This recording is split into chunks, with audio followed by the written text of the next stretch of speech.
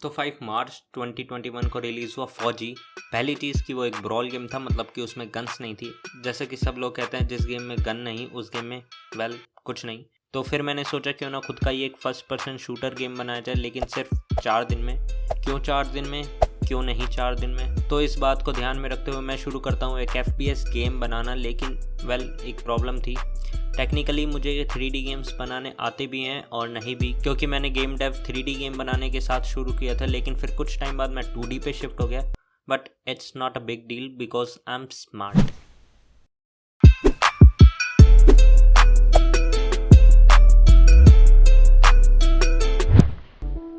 तो मैं शुरुआत करता हूँ एक क्यूब के साथ और फिर उसे डिलीट कर देता हूँ और फिर इंपोर्ट करता हूँ प्रो बिल्डर और उसके साथ मैं एक सीन सेटअप करता हूँ।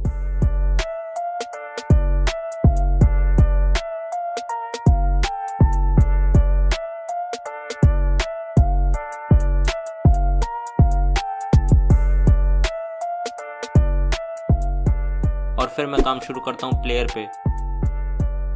तो अब टाइम था प्लेयर पे काम करने का, इस वजह से मैं सबसे पहले क्रिएट करता हूँ एक कैप्सूल। क्यों एक कैप्सूल? तो अगर आप एक कैप्सूल और ह्यूमन बॉडी को साइड बाय साइड कंपेयर करो तो दोनों लगभग आइडेंटिकल हैं और आपको पता भी नहीं चलेगा कौन सा कैप्सूल है कौन सा ह्यूमन बॉडी। इस वजह से मैं कैप्सूल को यूज़ कर रहा हूँ। और फिर मैं काम शुरू करता हूँ प्लेयर मूवमेंट और कैमरा मूवमेंट की स्क्रिप्ट पे। और स्क्रिप्ट से मेरा मतलब है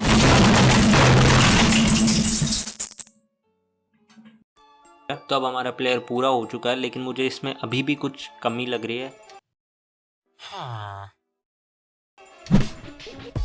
तो 3D मॉडलिंग के लिए मैं डाउनलोड करता हूँ ब्लेंडर और फिर उसे इंस्टॉल करता हूँ और फिर होता है एक हादसा। तो मेरे हाई एंड PC जिसमें Intel HD 2000 है उसमें ब्लेंडर नहीं चलता।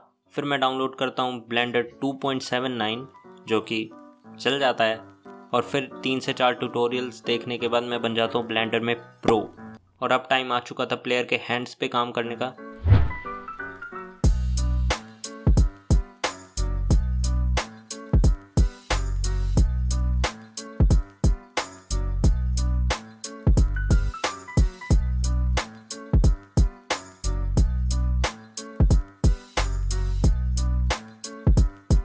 तो मैं बनाता हूँ प्लेयर के हैंड्स, एक पिस्टल और एक बुलेट। तो एक प्रॉब्लम है, मुझे मिल रहा है पिस्टल में एक वियर्ड इफेक्ट और ये सॉल्व भी नहीं हो रहा है। इस वजह से पिस्टल जाएगी बी में और फिर मैं बनाता हूँ एक AK। क्यों एक AK? Because it's AK।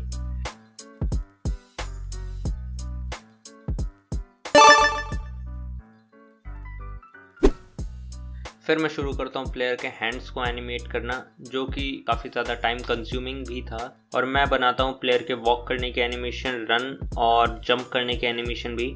और फिर मैं बनाता हूँ AK की एनिमेशंस और उसे एबिलिटी देता हूँ शूट करने की, क्योंकि जैसा कि सभी लोग कहते हैं a gun which can't shoot is not a gun but a banana. And I am not making a banana game, I am making a FPS shooter game.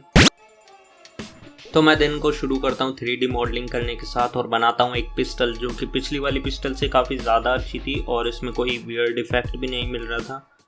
तो मैं इस पिस्टल को बनाता हूँ और साथ में बनाता हूँ एक मील वेपन। क्यों एक मील वेपन? क्योंकि फौजी एक ब्रॉल गेम है, मतलब कि उसमें मील वेपन ही हैं और अगर मैं इसमें एक भी मील वेपन नहीं डालूंगा तो मतलब कोई सिमिलैरिटी ही नहीं रहेगी फौजी और इसमें। इसलिए मैं इसमें एक मील वेपन बनाता हूँ जो कि दिखने में तो है बेसबॉल बैट जैसा, लेकिन मुझे भी नहीं पता, मुझे इसका कॉन्सेप्ट आर्ट गूगल पे मिला था।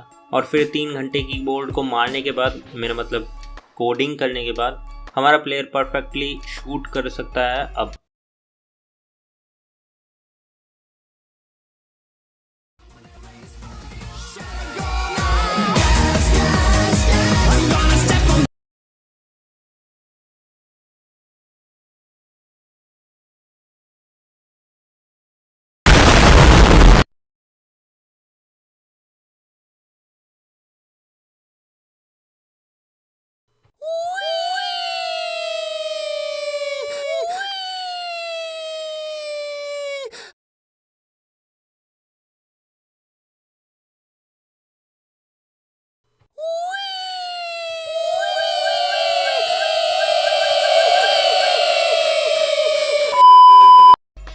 तो जैसे कि सब लोग कहते हैं कोई भी गेम नहीं होता जब तक कि उसमें पोस्ट प्रोसेसिंग और पार्टिकल इफेक्ट ना हो।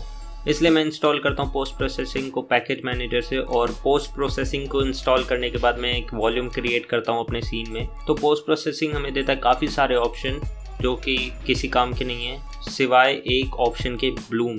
तो अपने गेम को अच्छा बनाने के लिए हमें कुछ नहीं करना होता, सिर्फ ब्लूम को इंक्रीज़ करना होता है और गेम अपने आप ही अच्छा बनता जाता है। ऐसा ही मेरे साथ भी होता है, मैं ब्लूम इंक्रीज़ करता जाता हूँ और मैजिक होता है, मेरा गेम अच्छा दिखने लगता है, जो कि वो नहीं है।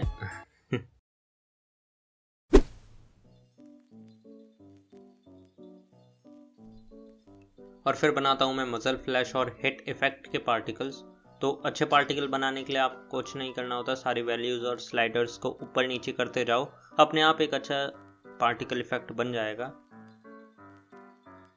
तो अब हमारा प्लेयर तो पूरा हो चुका है, लेकिन हमें चाहिए एक एनिमी जिससे कि हम शूट कर सकें और मार सकें। तो इस वजह से मैं जाता हूँ ब्लेंडर में और साथ ही साथ मैं यूट्यूब भी बैकग्राउंड में खोलता हूँ और बनाता हूँ एक लो पॉली कैरेक्टर।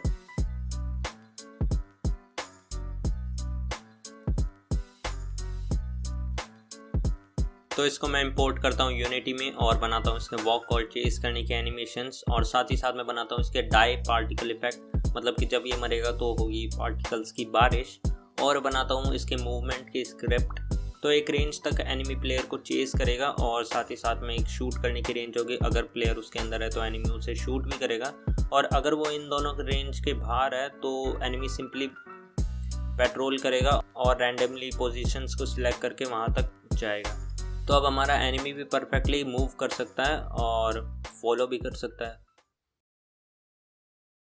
तो मैं कुछ साउंड इफ़ेक्ट्स यूज़ करता हूँ जो मैंने बनाए थे VFXR से पहले वीडियो में, और जिन लोगों को नहीं पता VFXR वो एक फ्री सॉफ्टवेयर है जिसमें कि आप साउंड इफ़ेक्ट्स बना सकते हो काफ़ी शानदार।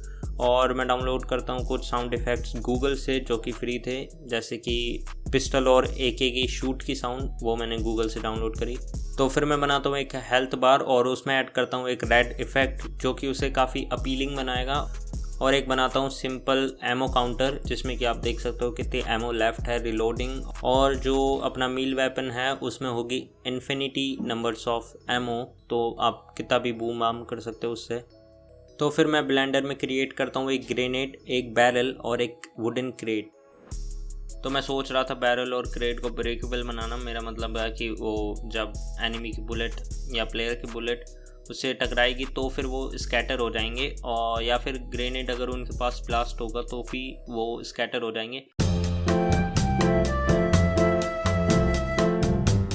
और सिंपली बैरल और क्रेट को यूनिटी में इंपोर्ट करता हूँ, उन पे एक रिजिड बॉडी डाल देता हूँ जैसे कि वो फिजिक्स के साथ इंटरेक्ट कर सकें। और फिर मैं इंपोर्ट करता हूँ ग्रेनेड को यूनिटी में, उस पर एक स्क्रिप्ट डालता हूँ जिसमें कि होता है एक्सप्लोजन टाइम और एक्सप्लोजन रेंज, जैसे कि अगर प्लेयर रेंज के अंदर होगा तो उसे डैमेज लगेगा।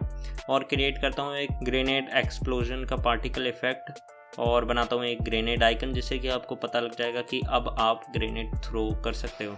तो फिर मैं एक फाइनल इफेक्ट बनाता हूँ कैमरा शेक इफेक्ट। तो अगर आप ग्रेनेड के ज़्यादा पास होंगे तो आपका कैमरा शेक करेगा। तो अब टाइम था एक फाइनल चीज़ पे काम करने का, लेवल डिज़ाइनिंग। तो मेरे पास इतना टाइम नहीं है कि मैं सारे प्रॉप्स और एसेट्स खुद बनाऊं, इस वजह से मैं जाता हूँ यूनिटी एसेट स्टोर पे और डाउनलोड करता हूँ एक फ्री एसेट, क्योंकि मैं कोई गेम जाम में पार्टिसिपेट नहीं कर रहा हूँ, साथ ही साथ में ये कोई कमर्शियल गेम नहीं है, इस वजह से मैं एसेट को यूज़ कर रहा हूँ। ये गेम मैं सिर्फ फन और खुद को चैलेंज करने के लिए बना रहा हूँ, और हाँ, यूट्यूब पे वीडियो बनाने के लिए भी। और फिर मैं शुरू करता हूँ लेवल डिज़ाइनिंग।